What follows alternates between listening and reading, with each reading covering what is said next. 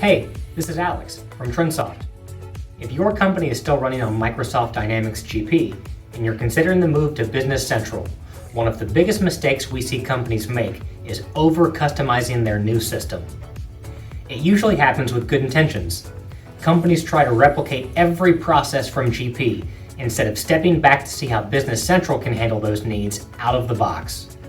The result is a bloated system that's harder to maintain, more expensive to support, and it limits your ability to upgrade in the future.